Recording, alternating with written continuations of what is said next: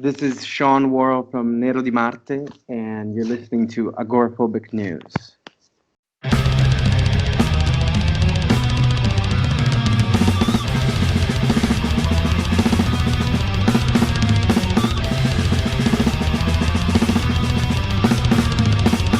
Hey, Mills here. Welcome to another episode of Agoraphobic News, this time with Mr. Sean Worrell of Nero Di Marte. Hello, sir. How are you? Hi, I'm doing great. So, are you in Italy right now, or?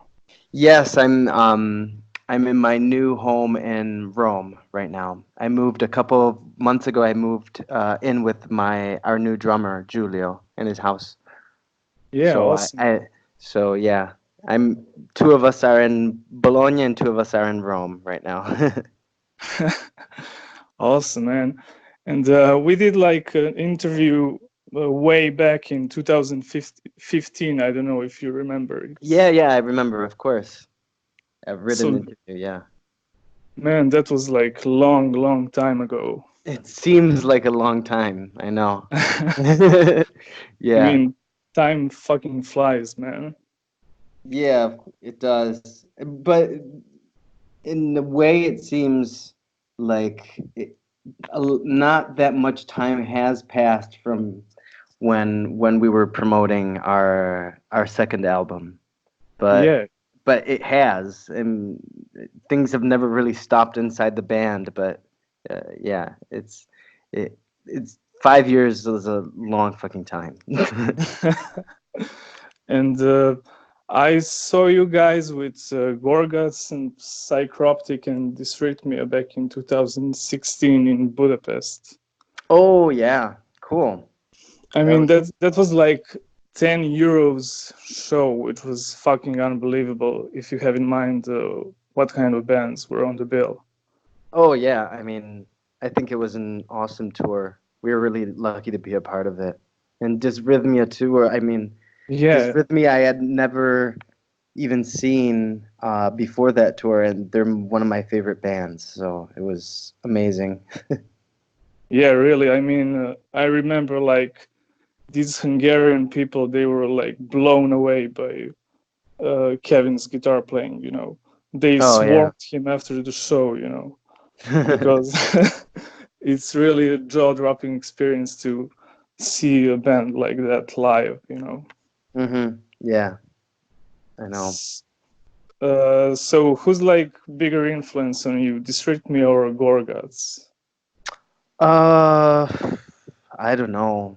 It's hard to say, but both bands have had their fair share of listening time in our ears, I think. I mean, I can't tell if I probably have listened to Gorguts for more, I would say. Yeah, I've- me too. 'Cause they are a more influential band, and they've been around for a lot longer.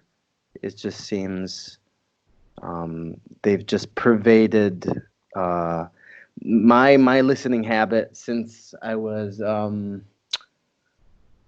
gosh, when did I hear Gorguts for the first time? It must have been like 15 or 16. Um, uh, I didn't even understand what they were doing at the time, but Yeah, who did, man? yeah, I know. I mean, in fact, so much of their fame really has been due to incubation. Just time had to pass before people understood what kind of art they were doing. Yeah, of course. And do you know that like Obscura was finished in 94, which makes it even Yeah, crazier. yeah, yeah. I actually heard Luke told me that he wrote some stuff even earlier than that. I mean, but it, it's insane. They were so ahead of their time, really. Yeah, definitely. Like Demilich, you know, Hmm. that kind of sound. Yeah, true. Awesome. So you guys will have a new album coming out on January 24th called Yep, Immoto. yep. Immoto. So what is like, is there any concept behind it? What does the Immoto mean actually? Um, Immoto means motionlessness. Um, being, I wanted to reflect. It's mostly in the lyrics more than in the music, of course. But I want to, I wanted it to be a sort of meditation on creation and relationships and uh,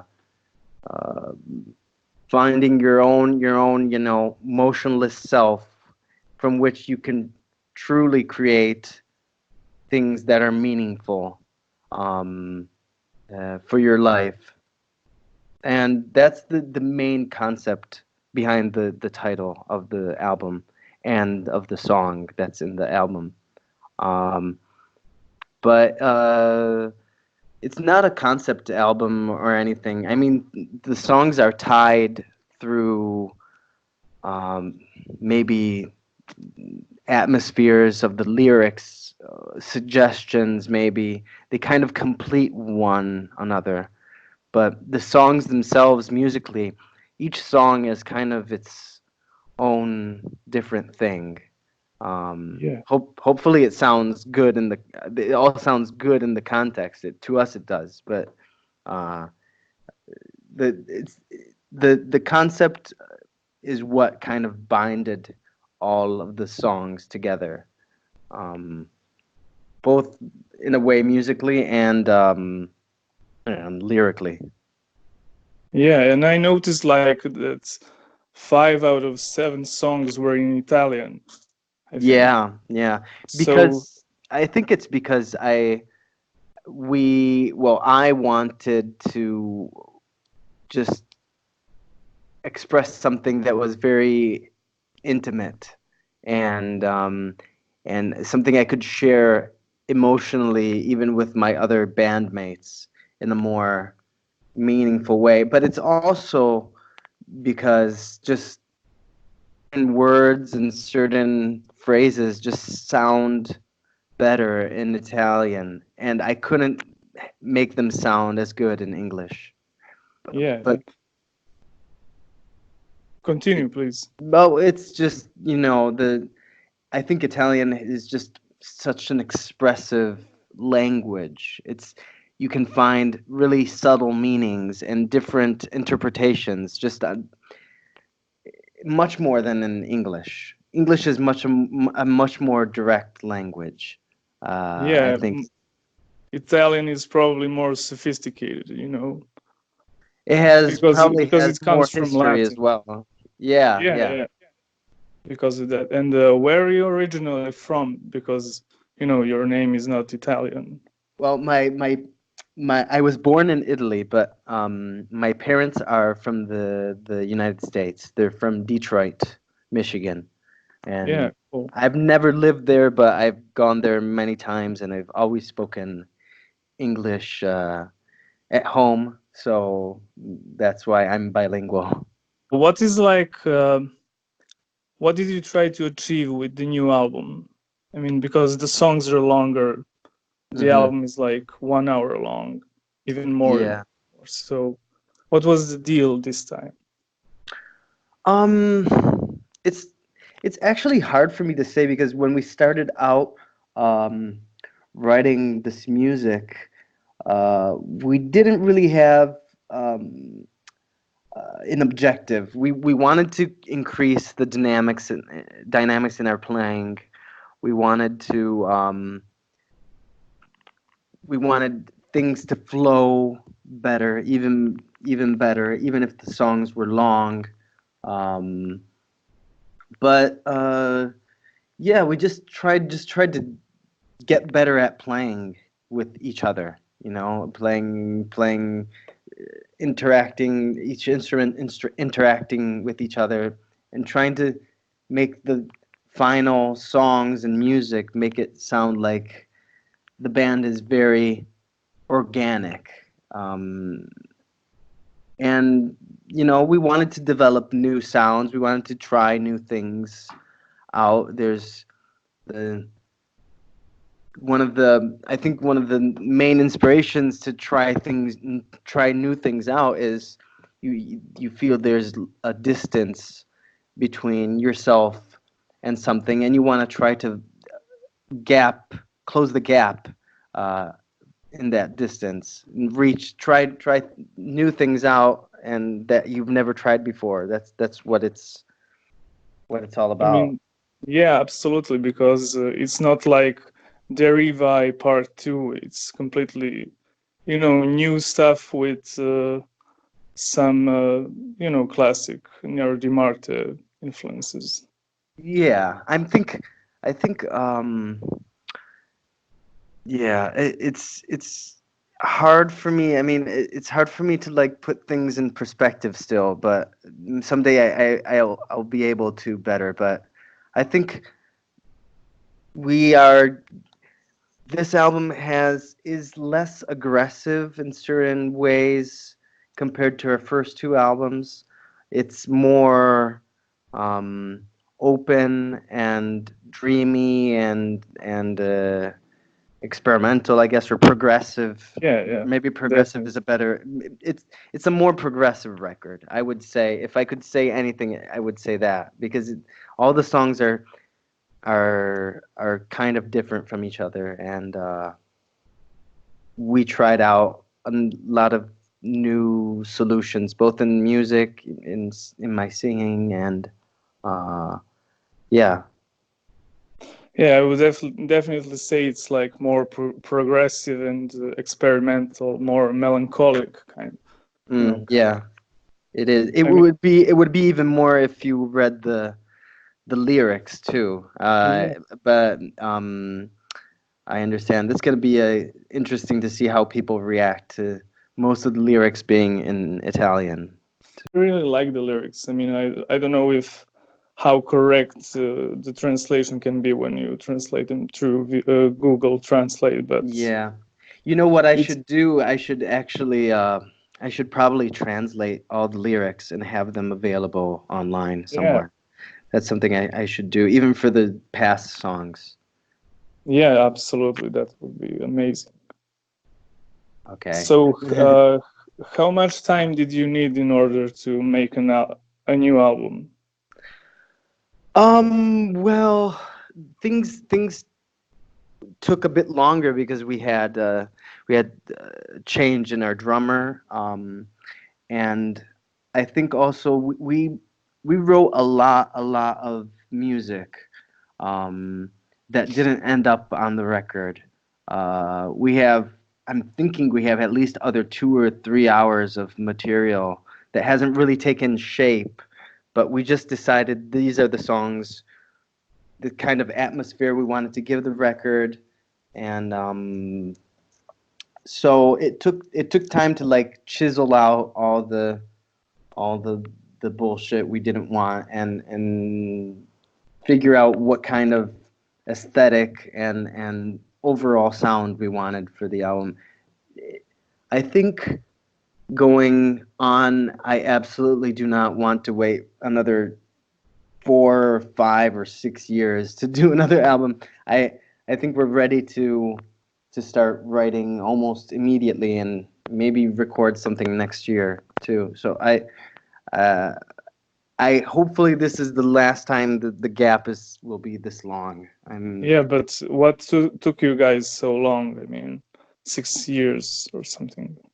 well, accumulation of music of ideas, the change in our drummer. Of course, we continued to play live a bit, um, but mostly I would say just the work that went into the songs and trying new ways of playing and new ways of interacting with each other. Uh, that took a long time, I think, to perfect for this album. Yeah. And who were like your biggest influences when it comes to this album? Hmm. I I, mean, both guitar and there, vocal. yeah. Um,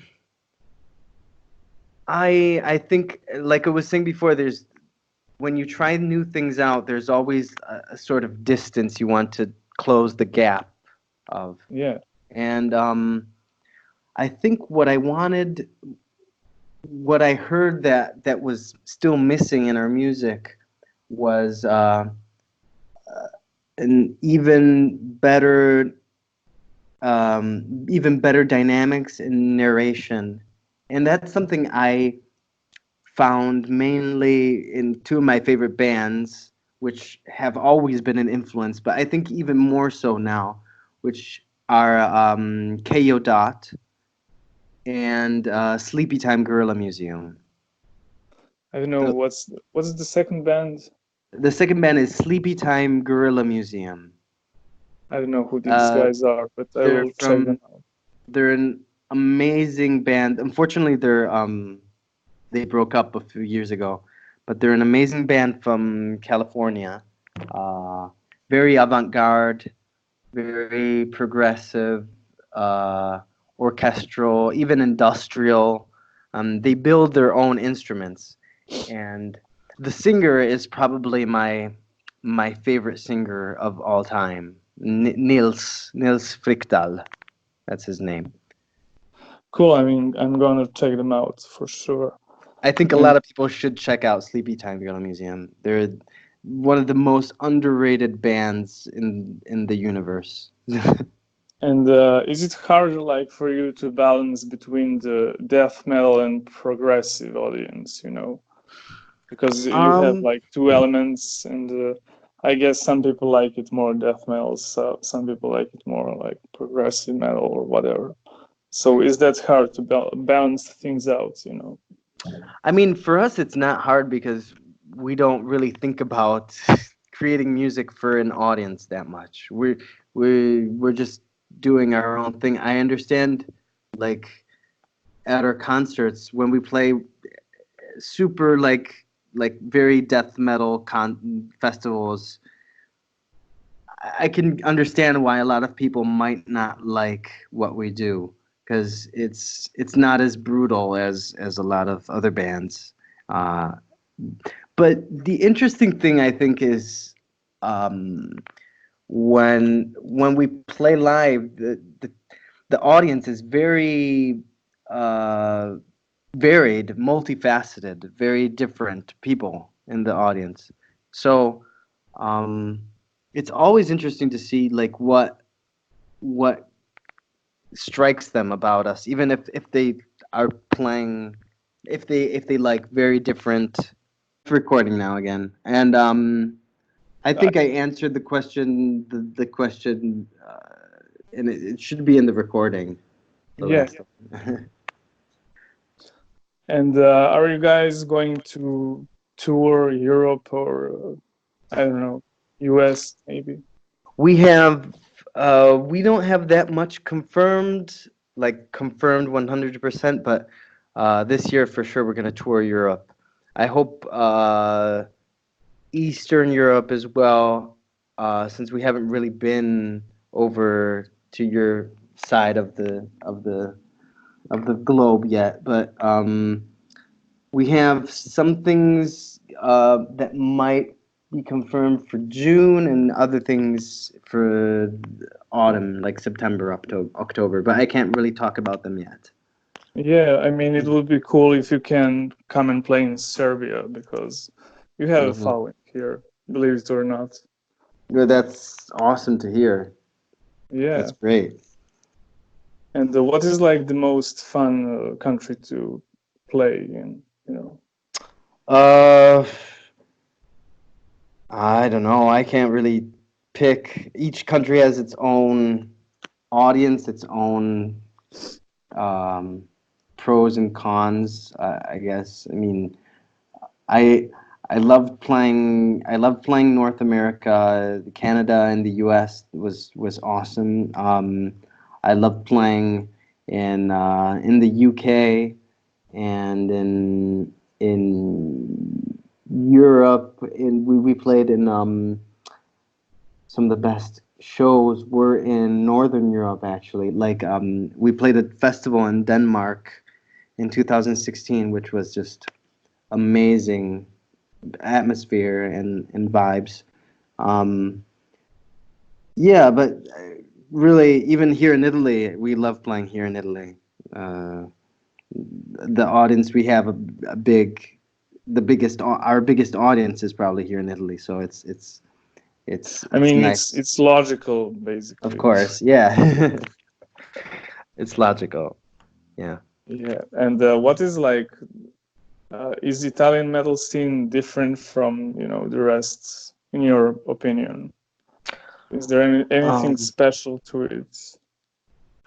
well, you can find some really strange bands here, which might not ever become famous or anything or well known, but there's a um, strong identities.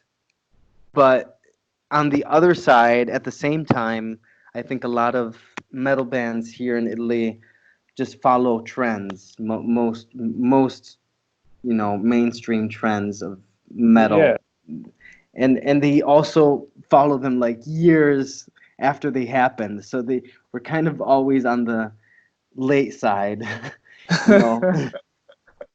yeah, So but that's why they use this trend, in order to stay relevant, even though they want to, they wouldn't accomplish anything new or whatever.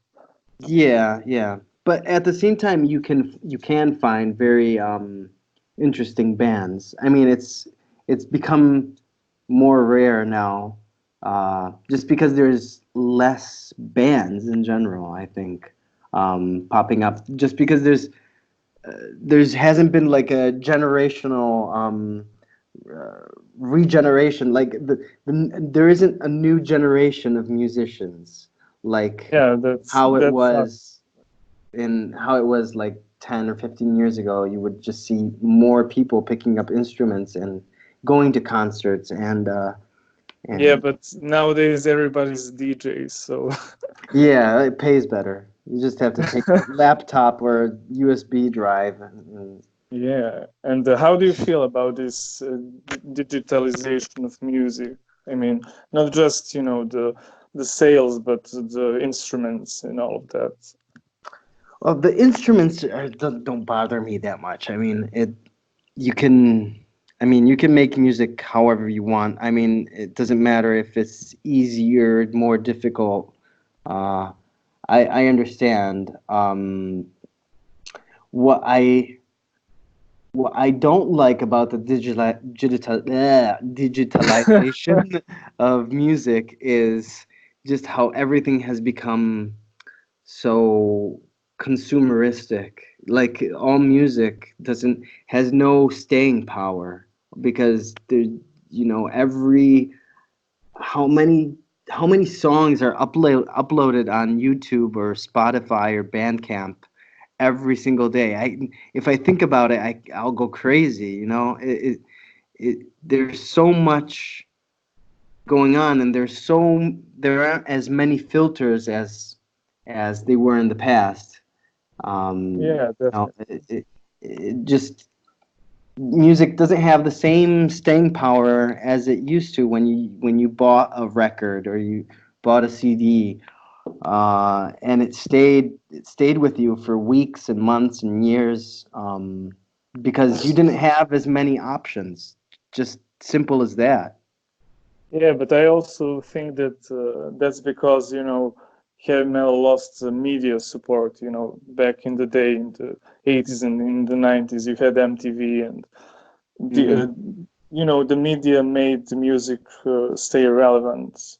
Plus, the 80s and 90s were like the golden years of metal, and I Yeah. think that that time is like gone. So it's like a Hmm. combination of everything.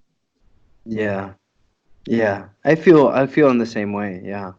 I don't know if there's any going back to like the glory days, unless I don't see it. I just don't see it happening. At least for like metal, the way we see it. Um, Yeah, absolutely. But it's funny because heavy metal is like the fastest growing genre of music, and it's really, yeah. it's kind of, it lost popularity, but the new bands are around, So it's kind of strange position, because it's not Mhm. so huge back like in the 90s, but the bands are around. Yeah, but it's still huge. But it's mainly like it's huge because there's a lot of musicians left over almost. It's like a self-sustaining genre almost by Yeah, the musicians themselves. you can't destroy metal.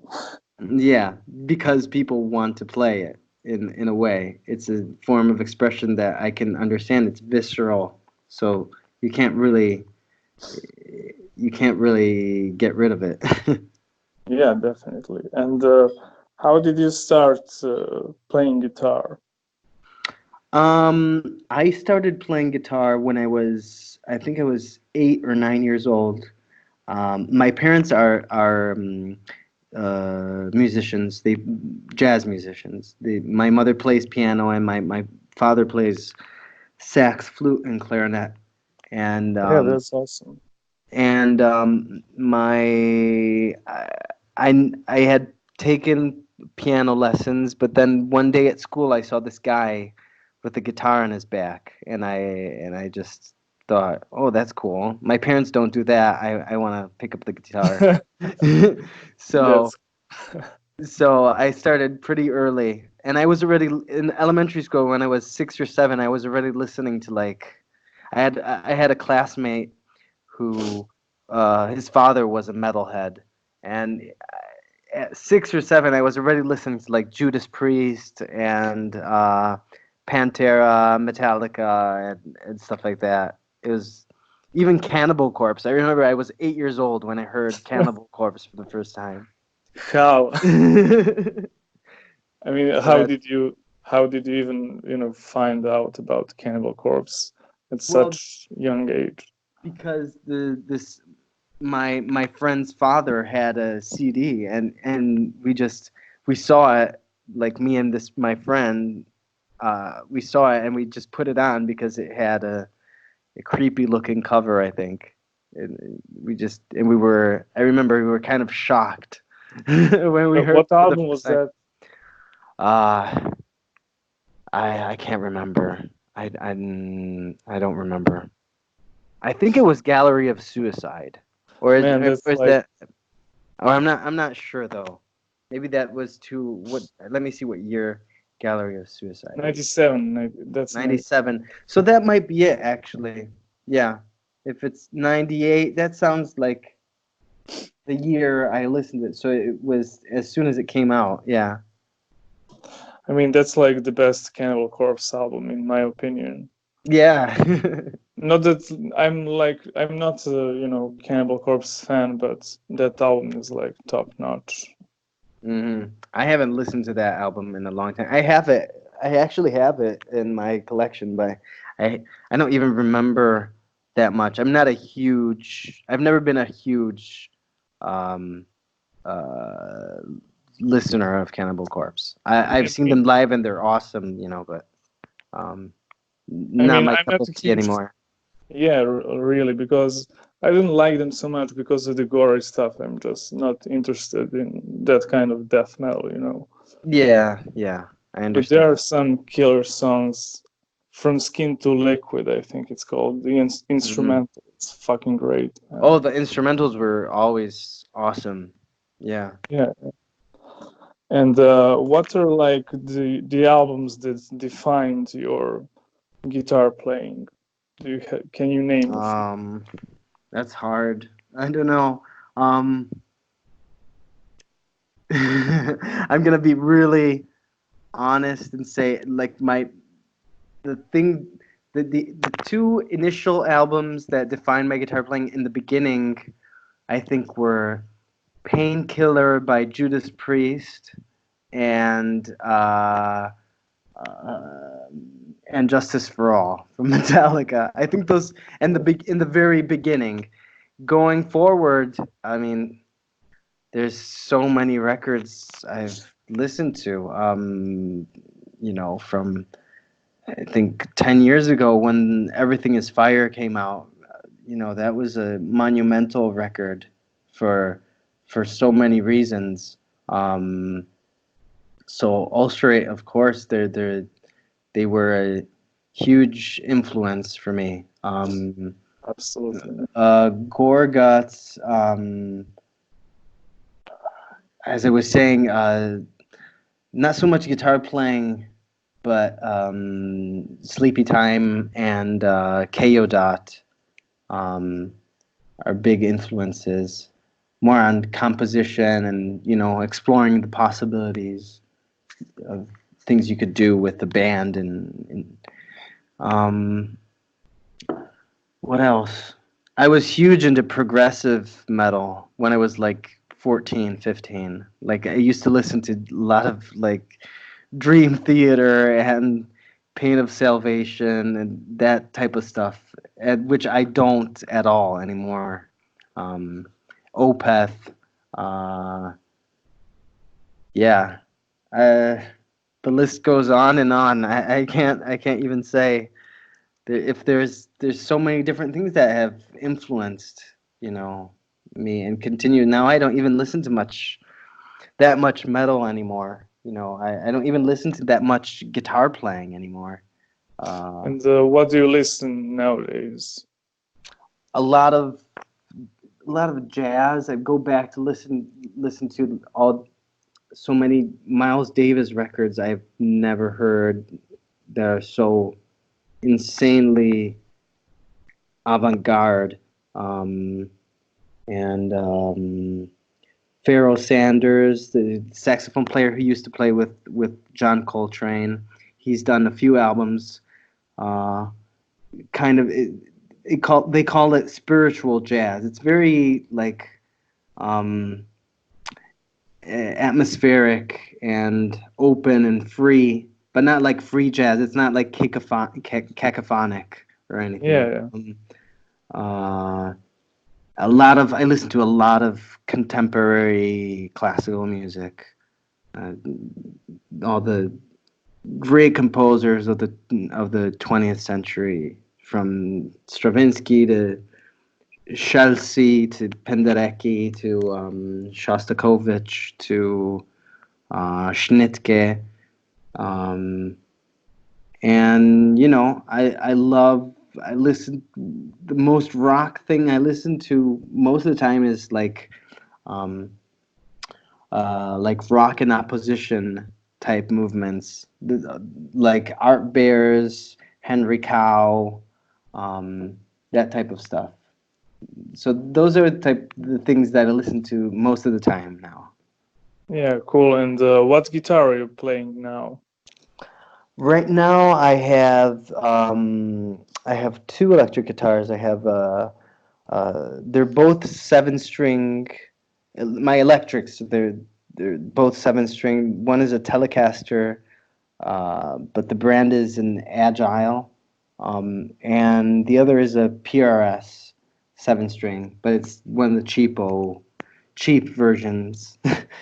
I don't have the money to get a true PRS, but yeah, I've And never was had really expensive guitars. But I just bought a 12-string guitar a few months ago. I've been writing new music with that.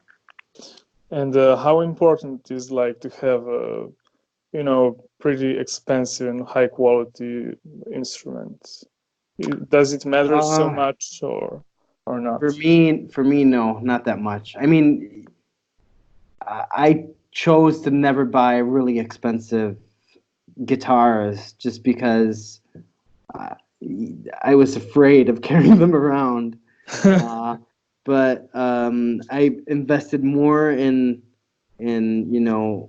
finding a sound with an amp. Of course, the guitar you get you need an okay guitar. You can't get a Yeah, absolutely, man. but even limitations are the greatest source of inspiration. Whatever you have around and you can use, um, that creates the space. It creates its own space, to create something different.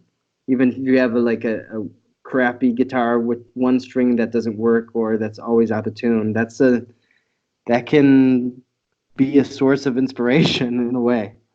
Yeah, and I think if you master a shitty instrument, you're flying on, something expensive. Oh yeah, And that's true. it's like, when you get an old acoustic with shitty strings and all that, and you buy like electric guitar and you just keep rocking, you know. Yeah, I understand. Yeah, I've always had kind of shitty guitars. Now, when I play a really good guitar, I'm always like amazed. Like I always think, wow, why don't I have a better neck on my guitar? But yeah, it helps. It helps strengthen the hands if you've got like a thicker neck and stuff. So And this is hard, like for you to sing and play at the same time, it especially if you have in mind that you're like playing death metal, you know. it depends. I mean, if I think the most difficult thing is when the vocal parts are difficult. It's more. I don't have much problem playing and singing in synchronization. That's not the problem. I think it's if there's a difficulty for me, it's just doing the vocals. Period. Sometimes because there's difficult parts. You know, I try to push myself even too much sometimes, but yeah, that's just an honest take on that. Yeah. And do you have like problems, you know, during the tours to maintain, you know, your voice? So far, no, I hadn't. I mean, I drink a shit ton of water every day, like 2 liters of water. I have teas, I have honey because I am paranoid about it. But I haven't really. I've been lucky to not lose my voice that much. It has happened once in a while, but um, that is mainly, I think that's more has to do more with my immune system than with using my voice too incorrectly. So Yeah, I mean, if you catch cold on tour, I mean, it's horrible because probably everybody gets cold, and you know, yeah. Plus, you like can't really rest the way you're supposed to rest yeah, when you're around. So it's shitty for that. You have to use a lot of energy every day. So it's not good. and can you tell me something about your pedal board? You know, what kind of pedals are you using? Sure. I have so I'm using as like time-based effects. Like I have a reverb and delay by Strymon, uh, which are really fancy, too fancy. But I chose to get them because I could control them via MIDI board, so I could create presets and not have to tap or my feet around while I'm singing. Um, and I have an overdrive, a double overdrive by Visual Sound. Um, I've been using now for years this chorus by Devices, and who I'm an endorser of. It's called C Machine. It's a really cool chorus. I have a couple electro harmonics pedals, a ring thing. Um, what else? Super ego.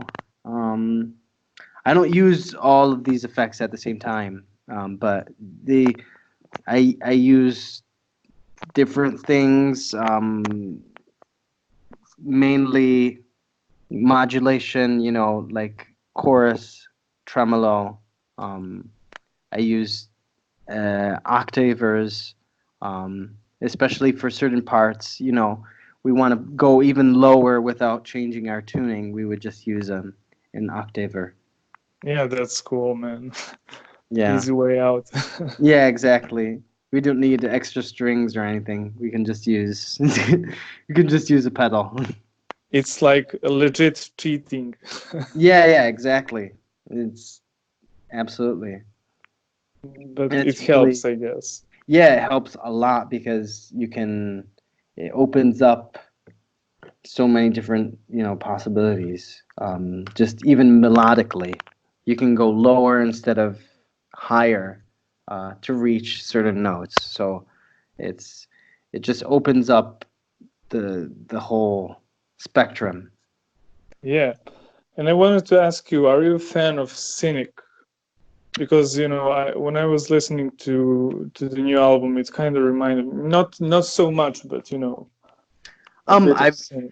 I was I I've been a fan of Cynic since I was, I think, 15 or 16. So yeah, I used to love Cynic. I still love them, but I don't listen to them that much anymore. Um, but yeah, I think they've definitely had an influence on me in the past. I I I, I can't trace the influences that much on this album, but if you've heard them, then you're probably right. Yeah, I mean, maybe because of the vocals, Oh, not okay. quite sure, but. And what are your plans for the future, except for touring? Do you have maybe some DVD coming out or something like that? No, we don't have a DVD or anything coming out.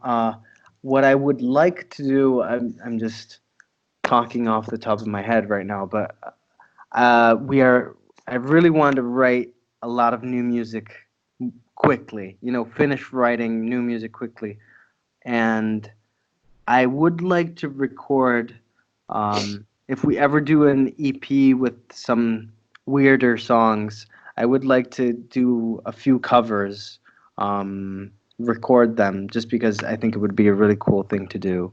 Um, and no, I mean, our main focus right now is promoting the album, playing as much as we can, and starting to write new music. Yeah, excellent. And was it hard to maintain the lineup? You only changed the drummer. So is it hard, to keep the band going on for so long without Um, some major yeah. changes? I think it is hard. It's everybody has their own, their battery limit. They have to recharge or just change what they want to do. And I understand. Our old drummer just wanted to do something else. He isn't playing much drums anymore at all. He wanted to um, get into filmmaking and cinema. So that's what his main focus in the past few years has been. Um, but even the members that are in the band today, I know. I mean, the band is it's not easy to write music. It's a long process, and I can understand like everybody has their amount of energy they're able to give, and hopefully we can go on for another 10, 20, 30 years. I don't know, but yeah, I think certain things, change is inevitable in not just in this situation, but in all life. So we kind of have to get used to it. Yeah, absolutely. And do you have some last words for the interview? Well, I would love to come to Serbia. I've never been, either as a tourist or otherwise, and I I appreciate your site, man. I've read a lot of reviews, interviews, and you seem to have your eye on the right kind of music. So I'm glad you set up this interview too. Well, that's definitely a huge compliment. Yeah, of course, it's deserved. Okay. So thank you so much for your time, and hopefully we'll meet in person Yes, yes. Either in Serbia or I don't or know in how far Budapest. how far is Budapest from from where you are? Well, it's like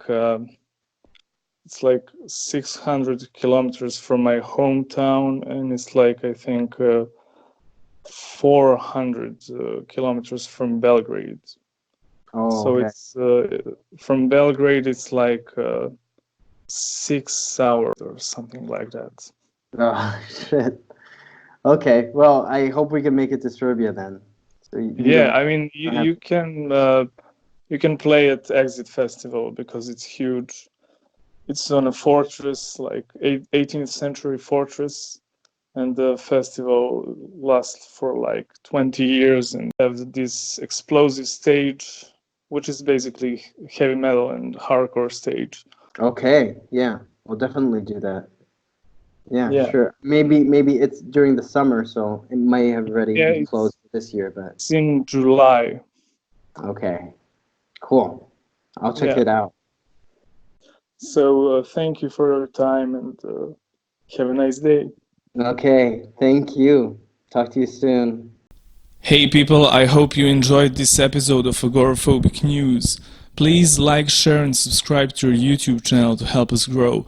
You can also support us on Patreon by becoming one of our patrons. And big shout out to our patron Season of Mist for supporting our work. So stay tuned for another interview and keep it metal.